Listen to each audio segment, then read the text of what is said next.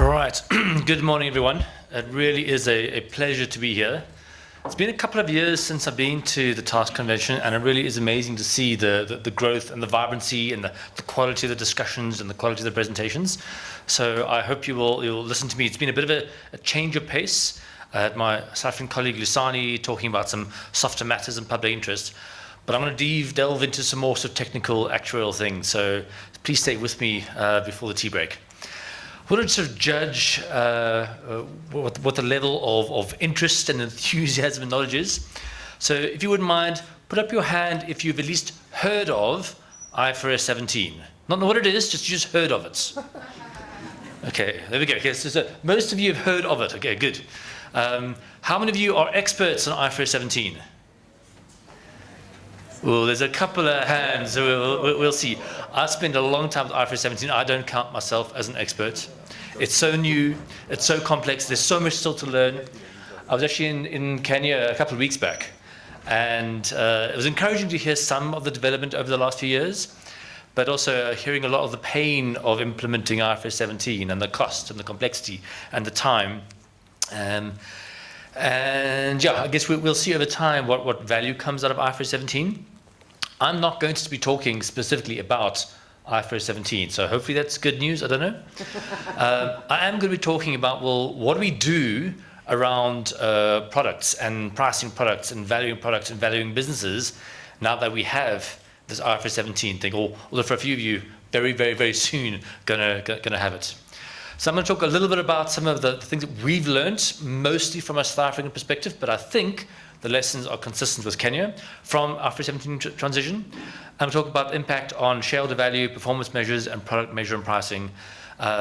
This presentation includes some South African experience, some Asian experience, some European experience. I'm trying to find out some different perspectives there, and there's at least one slide with some specific Kenyan numbers on it. Let's get going. Okay, so I say I've been working for over 20 years. I was around with the initial implementation of IFRS 4 for the first time. I was around when IFRS 4 Phase 2 was being discussed for about a decade, and then it was renamed to be IFRS 17. So in some ways, I'm an insider. Like I know one of the people who's been involved with IFRS 17, but I'm not convinced that it's necessarily been worth it. In theory, it is supposed to make all of our accounting far more consistent, both within a country, so within Kenya between different insurers, but also then between Kenya and South Africa and France and Hong Kong, all these places that are doing IFRS 17. But what we've seen is a change in the level of discretion.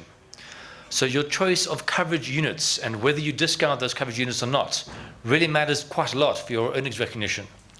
And although Europe now has higher inflation and higher interest rates, maybe more familiar to us, for a long time, if you have the sort of 0.5% interest rates, whether you discount or not really doesn't matter. But when you've got a 10% interest rates, then it matters quite a lot. So again, sometimes maybe the developing markets weren't taken as much into account. I know many of you have probably tried your best to get out of the general measurement model and try to have as much being in the premium allocation approach as possible. And I also know there probably hasn't been that much VFA business around. But those choices between VFA and GMM can make a big difference. And then, not necessarily a new problem, whether a contract is viewed as insurance or investment, and sometimes it can be a fairly small difference in the product that can lead to dramatically different recognition of that from a financial perspective. As actuaries, hopefully we can get excited about the idea of a risk adjustment and a methodology around that, whether we're picking percentiles or cost of capital approaches. There's some real technical details. We could apply those things that we learned at university and those exams that we passed. But of course, different firms are adopting different risk adjustment processes. And they're adopting different methodologies, they're implementing in different ways, and they're oftentimes choosing different percentiles. So again, we have a lot of lack of comparability. One of the big things out of IFRS 17 is not offsetting loss-making products with profitable products. And there's some good in that it becomes more difficult to hide the fact that maybe you do have pockets of loss-making contracts. But then how we've chosen to group these and how fine we've made those choices can also impact the results. Those of you who have got more than just insurance business within your groups will have particular challenges around expense allocations.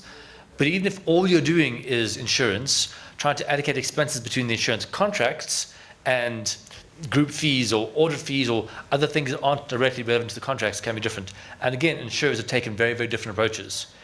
What's been interesting for me has been to see insurers, so 3 or 4 years ago, those who were very early on the process, initially wanting to allocate as little expenses as possible and coming up with an approach of what you expected to allocate. Then over time, taking a look at what the results were looking like and what was owners, what wasn't, and the future profits, actually changing their minds, coming up with a different proposal, allocating nearly twice as much expenses to the same contracts, again, getting external audit comforts with a very, very different approach. So again, how we're going to allocate expenses is fuzzy and can impact the results. I don't actually know, and maybe you guys can chat to me afterwards, whether Kenyan insurers are typically looking to use OCI or other comprehensive income to move economic changes through. It's been fairly common in Europe, it's been not that common in South Africa. They're going to change a lot of what actually looks like your profit figure. And if you're measuring things in a different way, you're going to be doing different things. And then, although there have been a lot of sort of additional ancillary profit performance measures or non-GAAP measures, even under IFRS 4, we are seeing a lot of insurers using the same measure they had before and then bringing in new ones, additional measures to try to put the message they want to put forward to the market or measures to use internally. So what we have is a huge number of additional measures that aren't being audited, but that are being relied on for pricing, being relied on for paying bonuses to senior staff. And so there's some concerns that those could be adjusted and manipulated. So the point from this slide really is that there's a lot to take in, and there's a lot of areas that are just not going to be consistent still after all this. So I've been a big fan and a big user of embedded value for many, many years. And embedded value was initially created because the statutory measures of insurers were too conservative. And there was additional, and there was margins and there was prudence, and there was not recognizing certain future profits.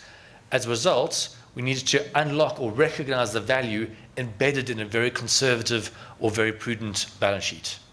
And that allowed us to get a pure economic measure. Embedded value, despite its sometimes complicated components, should be nothing other than the present value of free cash flow to shareholders. And that, from a fundamental valuation perspective, is always the right answer from a valuation perspective, from a shareholder value perspective. What is the present value and an appropriate rate of the cash that I can take out and give back to shareholders? So embedded value, to my mind, has long been the gold standard of what we should be using.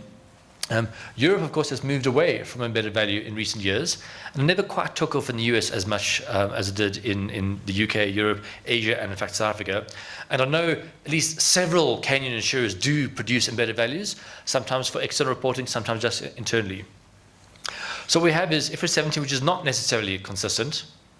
We don't have any sort of track record on how IFRS 17 accounts will work. It doesn't recognize all the value from short contract boundary business. So if you've got group life or group funeral or group health or some of the credit life business, oftentimes you've managed to convince yourselves that should have a short contract boundary. These are yearly contracts, we just reprice them annually, and if you get to use a premium allocation approach. But as a very function of having done that, all the profit that you might well expect from the renewals in years 2, 3, 4, 5 and on aren't being captured. So we're not getting that value captured in the IFRS 17 balance sheet and measures. The risk adjustment, most of the time, has not been a cost of capital approach, and therefore doesn't link as closely to the value of free cash flows as some other measures might. And there are some expenses that are not being allocated. So whatever that amount is, those are expenses that we expect to incur over time. It is going to impact shareholder value, but we're not allocating it to those IFRS 17 liabilities measures.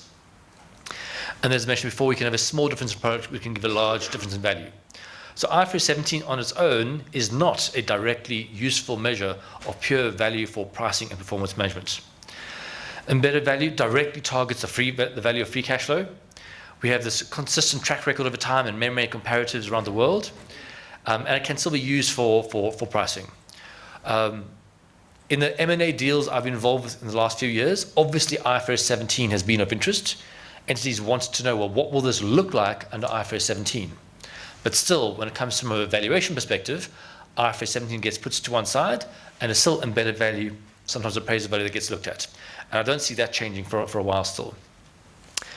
Some trends that we've seen is a desire for more audited KPIs. I suspect, at least in South Africa, most insurers who currently report embedded value will continue to report embedded value for a couple of years. Thereafter, we're going to see. I don't know whether I think the additional work of having an additional number to produce is worth it, but at least for a couple of years. And I think as investors get more familiar with IFRS 17, those measures may still become useful. But the good news is there may be a middle ground between having to do an entire embedded value and entire VNB calculation on their own. There may be ways we can adjust what we have from an IFRS 17 perspective. Okay, so here is a slide which hopefully this looks vaguely similar to you. These are some Kenyan entities which have produced the IFRS 17 transition numbers. And the main message here is to show the massive range of impacts. So for those of you who are less close to IFRS 17, when you adopt IFRS 17, you remeasure all your liabilities, you recalculate what those liabilities are, and as a result, your accounting book value, your NAV, your equity changes. And some of these changes can be quite big. And it's not all going to be increase or all going to be decrease. We've got the full range here from fairly significant decreases to fairly significant increases. And this can be a function of the type of products that these entities write. It could be a function of the accounting choices that they've made under IFRS 17. All those points are made about the lack of consistency. But it can also talk to practices under IFRS 4 that were different. So this shows that there were differences and may still be differences, and it shows there really is quite a lot going on. From a South African perspective, we have the same sorts of numbers. For Discovery, that's 12 billion rand, which is, 100 billion shillings, give or take, of decrease in book value arising out of a change in accounting standard. That's a fairly significant number. And Sanlam, on the other hand, I don't know how they operate locally, but certainly Sanlam in South Africa has always been viewed as particularly conservative, particularly prudent. And so when they had adopted IFRS 17, they had a huge release, 14 billion rand increase in their equity. But there's been a massive, massive range. Most of the insurers who said that their equity has decreased have said that the future earnings will be higher. Because what we've said is, well, we have to put back some earnings we recognize in the future, but we take the hit now. And similarly, those who've had an increase in equity now are actually by and large expecting to have lower earnings in future. Interestingly, it's not always the case. There are one or two insurers that had a decrease in equity and going to have the same or lower earnings for a while before it ramps up. And this shows that there can be a fairly massive difference in the view of how profits are recognized over time. The variability of earnings is going to change based on how you treated assumption changes before, how you treated experience variances. And again, depending whether you use OCI or not, the variability could change as well. So the conclusions for me is that we had known differences in past treatment.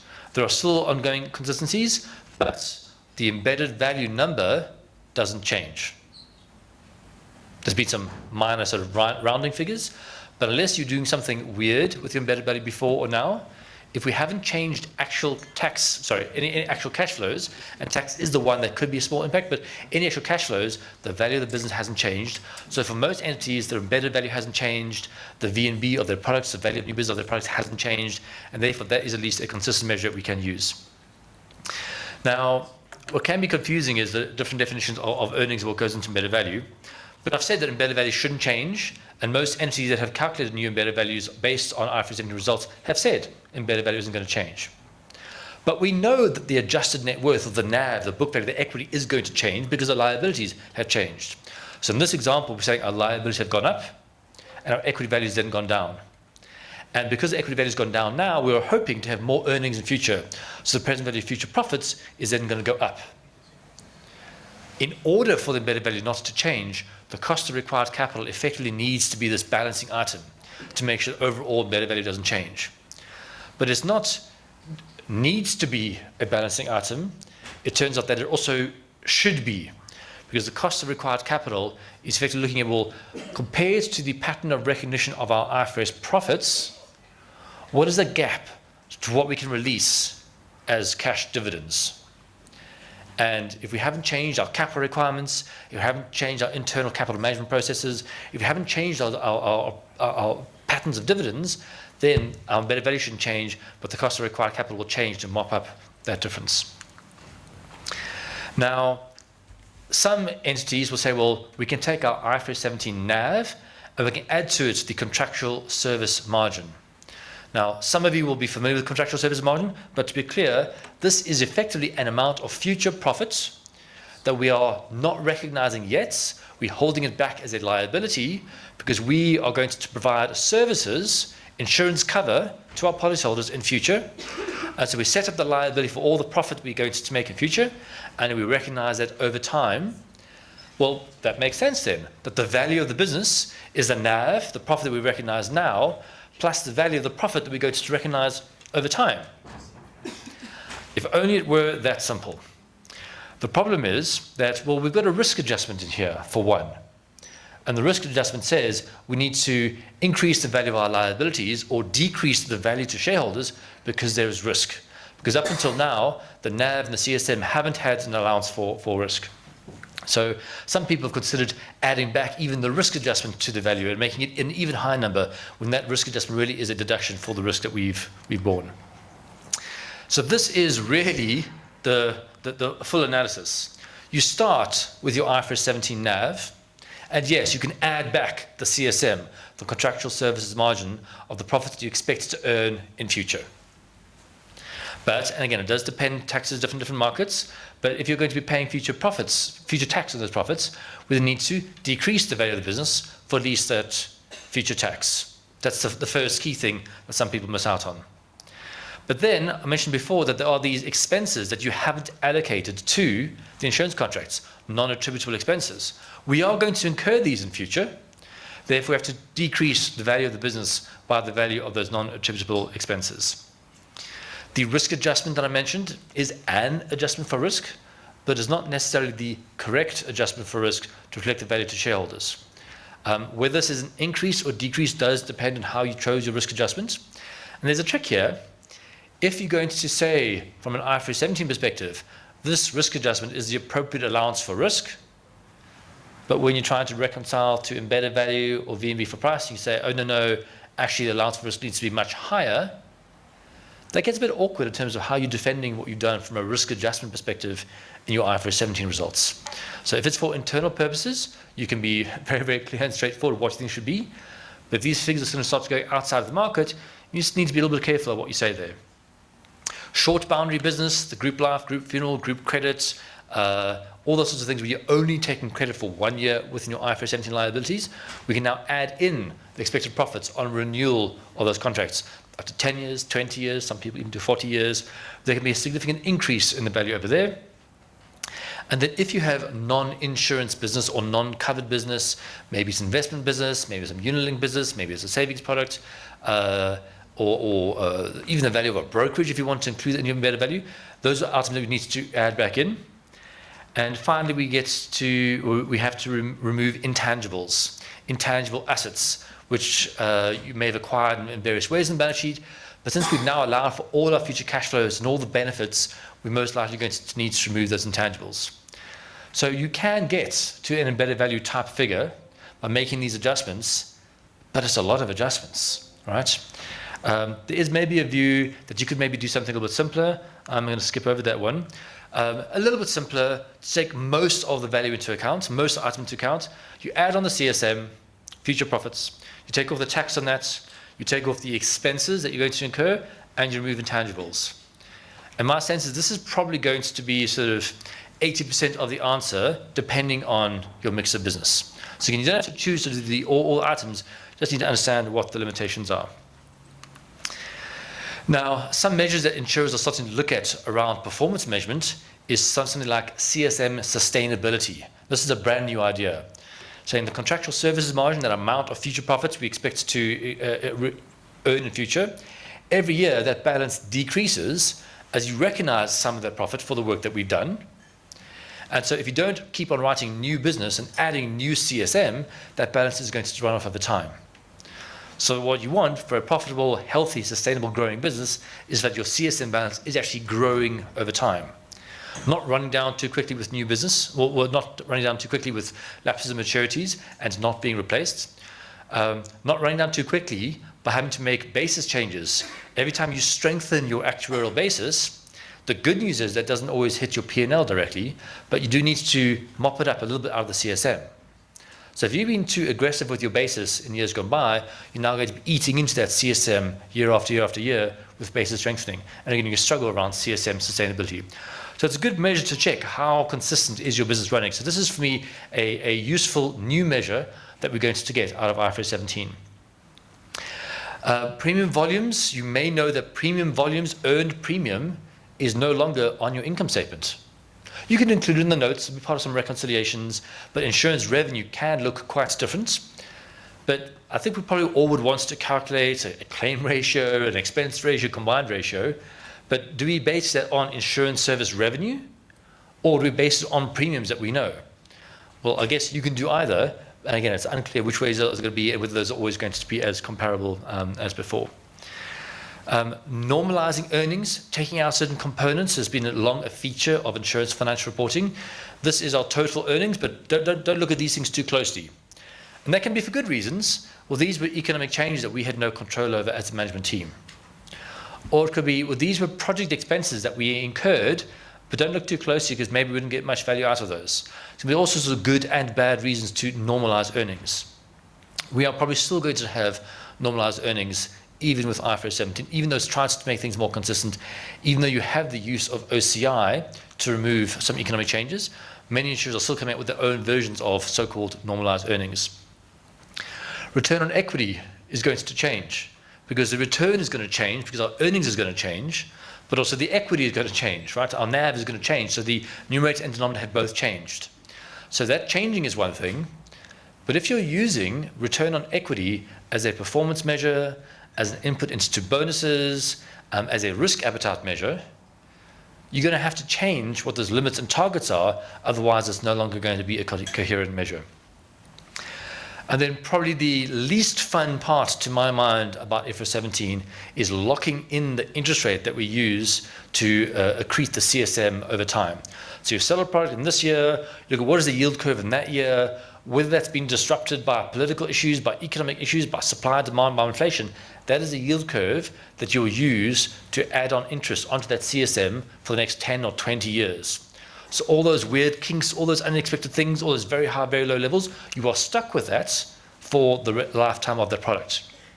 And so an oddity that you could explain because there was a war in Ukraine in that particular event, or there was a COVID-19 pandemic and lockdown in that particular event, and deal with it in that year, you may well be living with that story and have to explain that story for many, many, many years to come.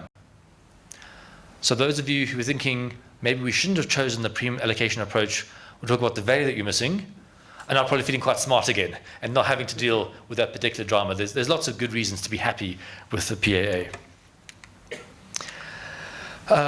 All right, so I'm a big believer in VNB, value of new business, and value of new business margin from a pricing perspective. When I was doing a fair amount of work in Kenya, so 7 or so years ago, one of the big things I heard is how all the insurers are undercutting. Nobody's making enough profit. We're just surviving on investment returns. We need to have consolidation. The premiums aren't high enough. Here a couple of weeks back, guys, I seem to be hearing the same stuff, right? Hasn't been as much progress as maybe would have liked. So that focus on profitability rather than premiums really does seem to be key. So if you want to adjust from an IFRS 17 measure of your profitability, you could include the loss component, you could adjust for tax, you could adjust for expenses, costs required. This is sounding familiar, right? The same types of adjustments that we make to overall the NAV to get to a better value are the same adjustments that we need to make when we get into VNB. But that's a lot of complexity as we add all these items. And if you don't do it robustly, you can end up overstating your VNB. Right? Maybe you've got some short contract boundary business that you aren't going to make these adjustments for. We can allocate a lot of expenses to those because you aren't going to be capitalizing those losses over 10 or 20 years. So it can result in playing games where you allocate expenses. If you don't consider the non-attributed expenses, your VNB margins that you've estimated using the CSM might look too high. Could be just the reason we need to keep on selling business that maybe isn't as profitable as we would like. But look, we can show the CSM margins to be great, even though it's not the full story. So it may well be that if you aren't careful, you can show business that has a low margin on a CSM measurement approach that is actually loss-making. There can be some real concerns there. If you're calculating a margin, you still need the preservative new business premiums. And again, the question of premium versus revenue comes up. If you're discounting a risk-free, you still need to consider an additional margin for risk. When talking to analysts and CFOs, they still focus fairly heavily on cash. Cash is important. Looking at internal rates of return and payback periods, I will kind of put all the IFRS measures to one side and say, what is cash returning to this business? Do we have a positive IRR? Is the IRR above our target or our hurdle rate? And I know Solvency II isn't that relevant for you, but there are ways of using Solvency II own funds, or South Africa SAM own funds, to also drive some of these measures. So this is just an example of how you might adjust CSM to get to VNB for a product. You add the tax on CSM, the CSM, tax on CSM, the loss component, because all your loss-making contracts don't contribute to the CSM. So if you forget about that, you're going to have overstated the business. Non-insurable expenses and risk adjustments. You could get to a sensible VNB this way and at least be able to reconcile those to your financials. Okay, overall, my concern is that we may have, from an owner's contract perspective, we have seen insurers be more reluctant to write loss-making policies. So these are the smaller policies. Maybe your minimum premium needs to increase. But increasing minimum premiums and increasing the price of those smaller sum assured policies may result in a decrease in volumes. And for many of us, higher volumes is critically what we need. We need to get more scale, not less scale, right? This industry still needs to be growing to get to where we need to be. So reluctance to write these loss-making contracts may also have a negative impact. What I'm seeing in terms of individual life products is shorter premium guarantees. So you may offer a whole of life contract, but you only promise to keep the premiums unchanged for 10 years or sometimes 5 years. And there's going to be some real implications of that from a consumer perspective. We've seen some market conduct questions in South Africa around insurers wanting to terminate cover at, say, age 65. So you have a funeral policy, you have it from age 25, you pay premiums for 40 years. Now you're maybe really wanting the cover and say, no, sorry, you hit the maximum age, we're not going to cover anymore. And some of those decisions are driven by IFRS 7 contract boundaries and the desire to be wary of onerous contracts. We are seeing some insurers looking to adjust their product mix between VFA business, variable fee approach, and GMM to get the right earnings pattern. Earnings now from more GMM and earnings later from more VFA. And some entities are looking to deprioritize short contract boundary business because they don't get all the value recognized on the IFRS balance sheet. I think that's all I need to cover there. So the conclusions, and this is me not doing what Lasani wants me to do. The right thing for actuaries to do most of the time is to show the range and show what's possible and show the sensitivities. But you know what? Sometimes our clients actually want to know what we think the answer is. Sometimes they want us to be able to back our answer and say, right, this is our best view. We can show the downsides, we can show the limitations, but it can be quite frustrating, I think, for a client to have an actuary who's not prepared to actually give a view, right? So sometimes we get a range. So these are some of my predictions, and I'll come back in a couple of years and you can tell me how well I did. So, we don't have that many listed insurers in Kenya, and I don't know how actively they are traded, but globally, I expect insurers to be derated, i.e. the share prices may decline because of additional information and insights into the business, which maybe shows some ugly things there, and the analysts are no longer as impressed.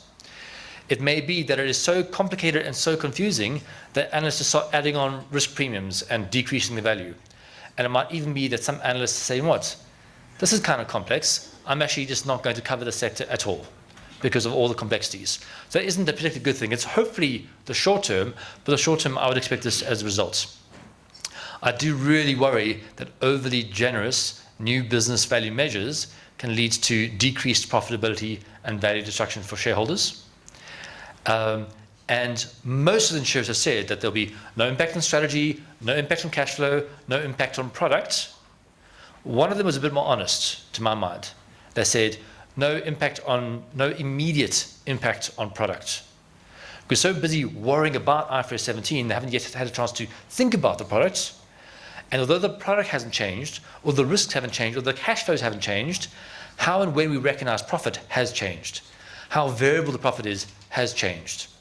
And so inevitably, if you start measuring something in a different way, I think insurers are going to start looking at their products a different way. So I do expect there to be an impact on product over time. I'm convinced embedded value will still be used for a couple of years at least. I think some insurers will be focusing on IFRS equity, but many, many more will be saying, don't just look at our equity, look at our equity plus CSM, sometimes called comprehensive equity. It's not that it's a bad measure of value, it's just that you need to be understanding what's there. And it's usually those insurers who've seen a bigger decrease in their IFRS NAV who are then keen to show, oh, don't worry about that decrease, look at our comprehensive equity, adding back the CSM. And again, it's maybe a slightly generous picture. I do expect IFRS 17 figures will eventually be used and be useful. And although we're producing a lot of disclosures of some limited value, over time we'll all learn from one another, we'll learn from best practice, and there will be some convergence. And this is probably my boldest statement, which I'm going to kind of caveat here a little bit. I think there could be a refinement or a revision in the IFRS 17 standard within 5 years, or if not that, at least additional guidance coming out, be it from the IAA or from task for members, around how to implement certain things, because the extent of divergence of practice is, to my mind, really problematic, and it hasn't met the need of that. So we'll see if anything changes there. Embedded value will remain important for M&A. So we can talk about needing consolidation. Oftentimes, embedded value will be part of that. Non-attributable expenses and how that's allocated is going to remain contentious. I don't see that going away. Proliferation of ancillary performance measures and key performance indicators, and pressure to get these figures audited. I think that is really a positive thing. Like, if you want to design separate measures, just make sure your auditors get a chance to look at it, understand it, and sign it off, and everybody can rely on those, be it for performance reporting or performance management. So that is my prognostication on where we might get to on a product and performance measurement basis on IFRS 17. I know it is tea time now, so I'll see if there are any few questions before I say thank you. Yes. Thanks for the presentation. I think it was very insightful. My name is Samuel. I work for Sanlam. Now, I just wanted to get your quick views on whether you've actually seen, insurers across the world. Before IFRS 17 came in, everyone was saying it's going to force us to look at how we do business, whether it's processes, people, everything, systems. Have you actually seen insurers react as fast as it was actually envisioned? So the short answer is that insurers have changed and have changed systems and IT processes. There's been such a wide range of insurers who started implementing 6 years ago, and some, my colleague Chris and I are involved with, who started implementing kind of 3 or 4 months ago, which is slightly terrifying. IFRS 17 has been very expensive, and I'm not convinced all the money is going to end up with value, but some of it has. So those insurers who've taken a long, hard look at their data and their systems and said, well, we've been looking for an excuse to improve that anyway, we now need to do it, and if you can get additional benefits from that, whether your experience investigations are better, or you've got better insights into your leads and sales and new business volumes, or you're able to do your financial reporting and your regulatory reporting more easily, those are good things, and that's kind of a good value aside from IFRS 17. And so some, like in fact Sanlam, I think have gone down that path with a significant investment in the machinery at the bottom. Many more have delayed a little bit, and there maybe have been some value in that. You kind of get to learn from others' mistakes, but it's been more of a let's just do what we can to layer on a thin layer of IFRS 17. We won't necessarily change much of our systems. We maybe won't even get our own IFRS 17 engine because it's expensive, right? There's no judgment there. It's exorbitantly expensive, but we're allowing somebody else to do our IFRS 17 calculations for us.